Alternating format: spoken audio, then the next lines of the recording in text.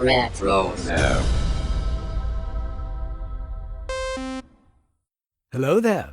This is James Arnold Taylor, the voice of Obi-Wan Kenobi, and you're listening to Dennis and Jay on Podcast Stardust. Their behavior is continuously unexpected. So uncivilized.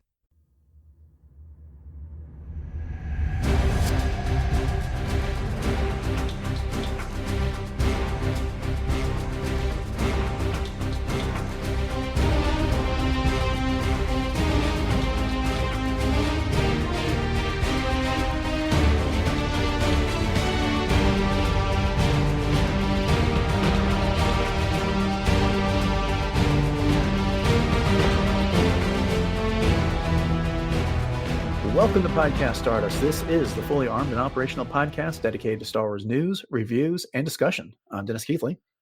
And I'm Jay Krebs. TGIF. Let's close out this week with a discussion of some recent Star Wars news. But before we dive into the latest from the galaxy far, far away, Jay, can you remind everybody where we can be found around the internet? Absolutely. I'd be happy to. We are on Facebook and Instagram conveniently at Podcast Stardust. All right. The dish is aligned. The signal is boosted to maximum output. The shield is down, and we're now broadcasting to the galaxy. So, up first, a little bit of news about the movie that just refuses to die. And I'm not trying to be negative out here. It's just that every time it seems like it's doomed, it comes back. And that is that George Nolfi is the new writer for the new Jedi Order movie. So, as a quick refresher, in case you don't know what I'm talking about or haven't been following our recent news episodes, this is the movie, the new Jedi Order movie, starring Rey. It's colloquially being called that by fans. Set to be directed by Sharmeen Obaid-Chinoy, and it has gone through a number of writers, and most recently Stephen Knight, who was known for Peaky Blinders. And yeah, so George Nolfi, he is known for his work on The Bourne Ultimatum, Ocean's 12, and The Adjustment Bureau. The most notable things I could find, or ones I recognized anyways, on his IMDb page. And so I have no idea where he is on the process of writing this movie and what that means for its release. But sure, this is a project that Lucasfilm is just not going to give up on. What do you think, Jay? It's like somehow Palpatine returned, right? Indeed, Just keeps yeah. coming up and up and up. I mean, I've only seen the Bourne Ultimatum out of the list here, and even on his IMDb page, there wasn't really a whole lot that I was familiar with. So I can't really say one way or another what George Nolfi will, be able to bring to the Star Wars table. But obviously, somebody thinks that he is worthy of writing this movie. I'm not really sure. I'll be honest, Dennis. I'm not really sure how I feel about all of these. I mean, I understand we're in a different era of Star Wars, but there's just so many different writers just coming out of the woodwork and people that are just coming out of the woodwork here and there and everywhere. And, so far we've gotten some really great work from people. And I mean, who am I, to judge what's coming up and who gets tapped for some of these things until we get it. And then it's like, oh, wow, that was really fantastic. But, I'm just not familiar. So I'm hoping, we have high hopes that, we'll actually get this project eventually. But that's kind of my long-winded way of saying not really familiar with the guy, but which is completely fair. I mean, he doesn't have the most extensive writing history. I mean, he does have the successes under his belt. I've seen The Bourne Ultimatum, and I really like that. Ocean's 12 was good, but when it follows up Ocean's 11, it's just hard to stand up to the success of that one. And you and I were talking before we started recording, and you hadn't seen those movies yet. I liked Ocean's 12. Ocean's 11 was a far superior movie. And The Adjustment Bureau is something that's been on my radar for a while. I just haven't gotten around to seeing it. But I understand, and I agree with you. It's just kind of hard to get excited about any of this stuff because, as you said, you writers have come, writers have gone, movies have been announced, movies have been quietly canceled. And then, movies have been put on the schedule and they've been removed, namely this one that we're talking about. This was supposed to be a December 2026 release, and it's not on the release schedule at all anymore. They've replaced it with something else, maybe an Ice Age movie. I can't remember. It doesn't matter. And so, who knows? Is this going to pan out? I mean, we've got at least two previous writers and that haven't been able to get this one across the finish line. What was it? Lindelof, and now, like I said, Stephen Knight and and the likes. And whether that's creative differences with the people at Lucasfilm or just not being able to commit to that and going on to another project. I don't even know everything that's going on behind this. So, all that's to say, I mean, it's encouraging that they're still trying to get this movie done. One of the things I'm a little confused about is that we also had the recent announcement that Simon Kinberg is writing a new trilogy of movies. And there's been a lot of suggestion that these are post the Rise of Skywalker movies and could potentially be starring Rey, if not other characters from the sequel trilogy. Mhm. So what's going on? Right. Yeah. We're on the verge of celebration, and this is a refrain of ours that we've been saying for the last several weeks when we get this type of news. Maybe more details will come then, but sure. I mean, we were just talking about Sean Levy's upcoming Star Wars movie because Mhm. Ryan Gosling is potentially attached to that one, and that could move into the lead on getting produced if they finalize that deal. Right. So there's just so much out there, and I mean, and look, most movie projects that are in discussion, whether it's Star Wars or not, just never get made when it comes down to it. And we got a lot of and even Sean Levy, I think, has said in the past that if we're fortunate enough to actually make this movie, just acknowledging that that's a reality of Hollywood.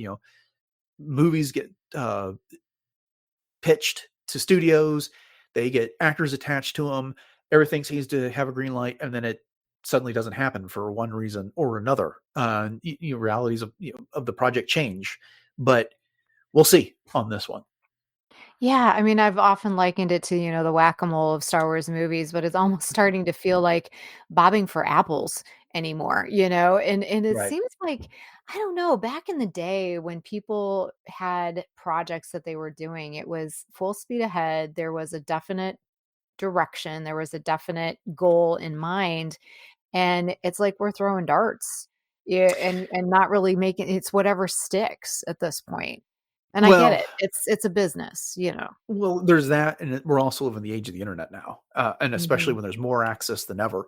There's so many sites that have insiders out there, and That's so I true. think the Yeah, big difference is one, more movies get made than ever.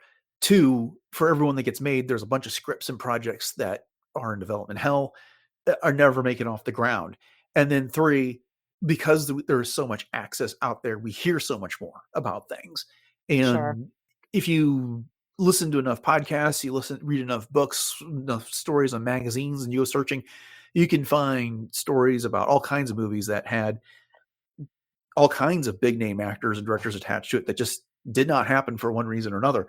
Mhm. But we're talking about Star Wars, one of the biggest franchises of all time, which was putting out at least a movie a year from 2015 to 2019. And then all of a sudden, here we are 6 years later, and there hasn't been a movie. Now we got one coming Yeah, next year, but so it is just staggering that even with some of the struggles that Marvel's been going through, they're still managing to put out one or more movies a year. I mean, we've got the Captain America New World Order, I think it's what it's called, or Brave New, I can't remember, New World Order coming out. Brave New World, isn't it? Yeah, on Valentine's Day weekend, Mhm. and then we've got the Fantastic Four movie, Mhm. and then what's the third one? There's another movie coming out this year, but it doesn't matter. For the sake of this discussion, they continually get movies out. Now, granted, they're dealing with a lot more established properties than what Star Wars has at this point. A lot Mhm. more stories that they can draw from and work into things, and um, but even then, it's Lucasfilm maintains such a tight control over the properties that it makes it sometimes hard for projects to get off the ground. Okay, I don't mean to turn this into a why doesn't Star Wars have another movie, because we've had that conversation a lot. But anyway, Alas, we so have. yeah, George Nolfi is the current writer for this movie, and we'll see if he can get this one done and turned into a script that everyone wants. And I don't know how long they've been talking about this, because Daisy Ridley was talking about expecting something imminently at the end of last Right. year. Yeah, So yeah. maybe she I'll knew. say that Don't was know. weeks ago. Yeah, who Yeah. knows? All right. Well, up next, Star Wars had some success at the Saturn Awards. It took home awards for The Bad Batch as the best animated television series or special, Rosario Dawson had a win as Best Actress in a Television Series for her role of Ahsoka in the appropriately titled Ahsoka. And it was a Star Wars, but we'd be remiss if we did not acknowledge Mark Hamill getting the win for Best Guest Star in a Television Series for his role of Arthur Gordon in The Fall of the House of Usher. So congratulations to all. It's good to see Star Wars get some recognition. Yeah, it really is. And I was looking at the all of the nominations that were in those categories as well. And I Mhm. mean, there was a lot of competition there. So I mean, you're looking at with the Bad Batch, they were up against the likes of Batman, Cape Crusader, Star Trek Lower Decks, X-Men Mhm. 97, and then Rosario Dawson was up against Emma Darcy from House of the Dragon, as Queen Rhaenyra Targaryen, and even Jodie Foster. So, and that was in True Detective Night Country. So, yeah, definitely huge props to those very well deserving show and actress. Love Yeah. them both. Well, I mean, it's not like I tune in to see the Saturn Awards, and it ultimately doesn't matter to me who wins or loses because it's not going to change my opinion on the projects and stuff like that. But Sure. these really are the Oscars of geekdom when Oh, it comes yeah, down to it. And I got to definitely. tell you, I mean, they had the Oscar nominations came out. What was it, just last week? And I did not know much about anything with those movies and projects. And I'm not completely sheltered when it comes to what I go see, but I do tend to uh, steer towards the geek fair out there. Hmm. And, Hmm. so if it's not the likes of Deadpool and Wolverine from last year, or, uh, the animated Lord of the Rings movie that came out and the like, then I don't know, probably may not have gotten to the theater to see it. Yeah, yeah, I agree. Okay.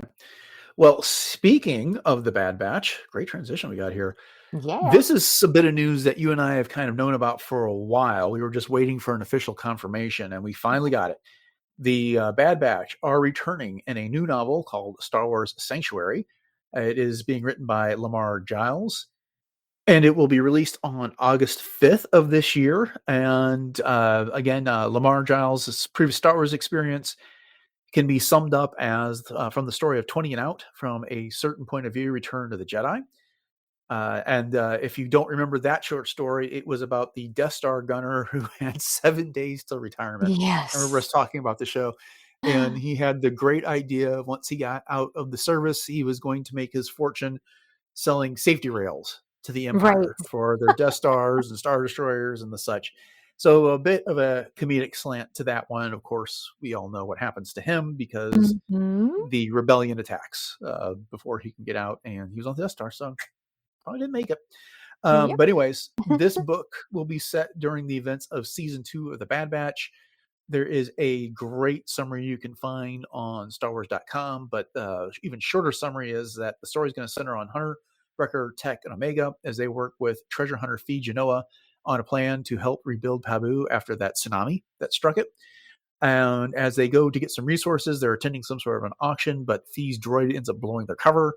And as they're trying to return home from that job, they kind of take on a second one against Hunter's better judgment, and that there is some couple that needs to be ferried somewhere, and the woman is about to give birth at any time, and she has some sort of a suspicious background. So, yay, more Bad Batch. Yay. Cannot wait.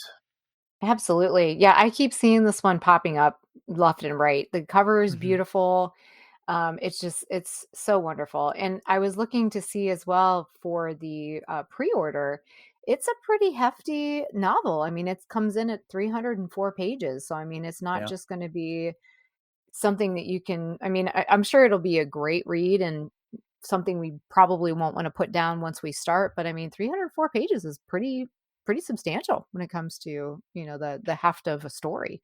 Yeah, it's a pretty good adult size novel. I mean, they tend to Right. be around that. I mean, some of the High Republic stuff is chimed in at 500, but I think that also might be the adult stuff.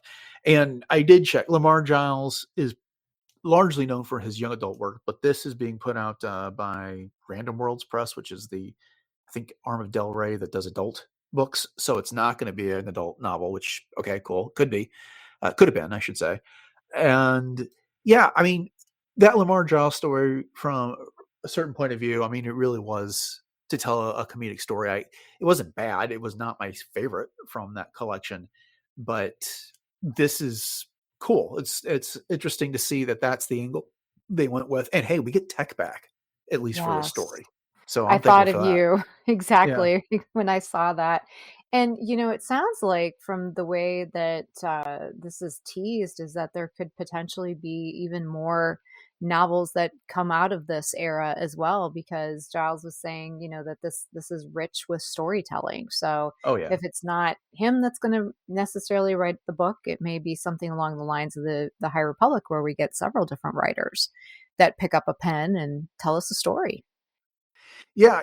With the exception of the High Republic, we haven't really had a long sustained publishing initiative Mhm. in the current continuity. I mean, I'm not counting the comics. That's something completely different. But, Sure. with we've got what, by the time the High Republic is done, we'll have something like 8 adult novels, 8 young adult novels, 8 middle grade books, various comic series, mangas, and the like, audio dramas and stuff like that. And so basically my point is that I don't know that that's necessarily where they want to go with this, but they tend to tell one-off stories more often than not, or Mhm. the occasional trilogy of books. Right. So there is room for them to tell plenty of Bad Batch stories between the stories. Mhm. Or if they wanted to, they could have post Bad Batch adventures. We could have an Omega adventure if they wanted. Oh, They really yes. like to tell stories in that time period between Revenge of the Sith and A New Hope, and these characters would be ripe for that. Right, exactly. Yeah, and you took the words right out of my mouth with those trilogies, because we've have had everything from, the Aftermath trilogy to, the Queen's Hope, E.K. Johnston trilogy, Alphabet Squadron, and that type of thing. I mean, they could even do something along the lines of, do you remember that Clone Wars stories of Light and Dark? There was like a bunch of short stories. I could see Yeah. something like that coming out Mhm. as well. That would be amazing. Yeah. Yep. That is definitely a possibility. Okay. Okay. Well, moving on. We've been talking about Star Wars Celebration an awful lot in our weekly news episodes, and we got another guest announcement. And this one is a big one. Oh, yeah. Oscar Isaac, Poe Dameron himself, is coming to Star Wars Celebration Japan. And it looks like he's going to be there for all 3 days. Photo ops and autographs are currently available. That's just cool. Yeah. I mean, if he were at a celebration I was going to, that would be one I would be very much interested in getting. Oh, I yeah. don't think he's never done that before at a celebration. It immediately comes to mind that 2025 will mark the 10th anniversary of The Force Awakens. So Mhm. I can't help but wonder if there's going to be some sort of a 10-year Force Awakens panel. Oh, And yeah. does that mean like the likes of possibly Daisy Ridley or John Boyega could show up for that? Mhm. Quite I mean, possibly. yeah, so that would be pretty cool. But what if he's there because they're also going to announce a project that he's attached to that's coming up sometime in the near future? I'm Oh, that thinking would be fantastic. maybe Rogue Squadron. Oh, nice. Yeah, that would make total sense, the Patty Jenkins movie. Yeah. Oh, Hmm. yeah. Yeah, because we've been again, the whack-a-mole of Star Wars movies, but that would be fantastic, and Celebration would definitely be the place to drop that kinda news, and Uh-huh. and that would be so much fun too, because that was the golden age of Celebration, is when we would Yeah. get these, like, wonderful golden nuggets of these new things being dropped, but yeah, that would be fantastic. I know as soon as I saw Oscar Isaac, it popped up on one of my, Instagram things, and immediately I just smiled from ear to ear. And I was like, "Oh, how fun. That is so great." So, Yeah. I so was very happy he's jealous gonna of be that there. one. I mean, it's nothing against Sam Witwer and Rosario Dawson and the like, but they've been at celebrations in the Sure. past. And Sam Witwer's, I don't want to cheap it because if he's at Celebration, you have to go. Even if you don't go get his autograph or something, he's going to show up at like the Celebration live stage at some point Mhm. and just be amazing. Oh, Whether yeah. he does his Darth Maul voice and does the Kenobi scream and just talks about Star Star Wars stories. Killer or whatever. Yeah, he's amazing. But Oscar Isaac hasn't done. I mean, other than showing up for the celebrations to be on the panel, he's just not been available as a guest. For Right. photo ops and the like here. And so this is cool. And he also hasn't been at a celebration since, Rise of Skywalker aired. And, Right. and he seems to think fondly of his Star Wars experience, even though he's kind of suggested he really isn't interested in doing more Star Wars. I know with the promotion for Rise of Skywalker and some of the stuff he was doing with Kerry Russell, the subject of him doing more Star Wars. And he's like, no, I'm cashing in my chips. And, Right. she said something along the lines of, well, what about Disney Plus or whatever? And he's like, oh, that's, and, he's just like, no, he's done. But, he went to the Galactic Star Cruiser. There's a great video that's online about that. And, he's voiced Poe Dameron in Star Wars Resistance and other places. He came back, or well, I guess they did that at the same time they were doing Rise of Skywalker, but he's in the Rise of the Resistance attraction at Galaxy's Mhm. Edge. Mhm. So I don't know. He seems to be willing, or I don't know. Maybe he's been coy. I don't know, but I would love to have him back in a future Star Wars project. Oh, for sure. I mean, I can't help but to think too that, there for a long time, Harrison Ford said he was not going back to Star Wars to play Han Solo either, and that happened. So, Right. Yeah. Anything's possible. I mean, never say yeah, never. I mean, it's just they may not be interested now, but that doesn't mean that they can't sure. change their mind Right. when it comes down Yeah. to it. So yeah, I'm hopeful. I mean, I guess the other possibility that occurs to me is he could always be doing the new Jedi Order movie as well, or Mhm. potentially attached to Simon Kinberg's trilogy. We were just talking about that. But Right. again, putting the cart before the horse, he might just be showing up for photo ops and autographs in potentially a Force Awakens 10th anniversary panel, and that would be cool. That would be fine. But part of the fun of being a Star Wars fan is dreaming about things like Right. this. So We want more, and we know we probably shouldn't, right? We're pulling an Anakin uh, here. forget that. I want the more. Give me the more. Let's do Yeah. it. Yes. As Kylo Ren would say, "More." There you Yeah, yeah, and then throw Hux up against the bulkhead. So go. okay. Perfect. Well, one last story here, and this one will tug at the heartstrings just a little bit. But we got the news that Gary Fisher, the pet of the dearly departed Carrie Fisher, passed away just a few nights ago. And Gary was known for being Carrie's companion everywhere, especially at celebrations and other conventions, accompanying her to the sets of her movies. Carrie treated him like another child frequently, and like I said, took him absolutely everywhere. He became a bit of a fan favorite. I think I've told this story, if not on this podcast, in other places, how I got to meet Gary in 2017 after Carrie had passed away during the Star Wars celebration in Orlando. They had a ticket for Steve Sansweet and Rancho Obi-Wan's exhibit there. And because I was a member of Rancho Obi-Wan, I kind of had to skip the line pass. And so I was waiting there, and they had told us we had to wait just a few minutes because they had a special guest touring the exhibit. Well, it was Gary Fisher, the dog. Aw, And they I were love filming it. him being there, doing various things on the floor. And I was with Joe Tavano, of course, the editor-in-chief of Rich's App at the time.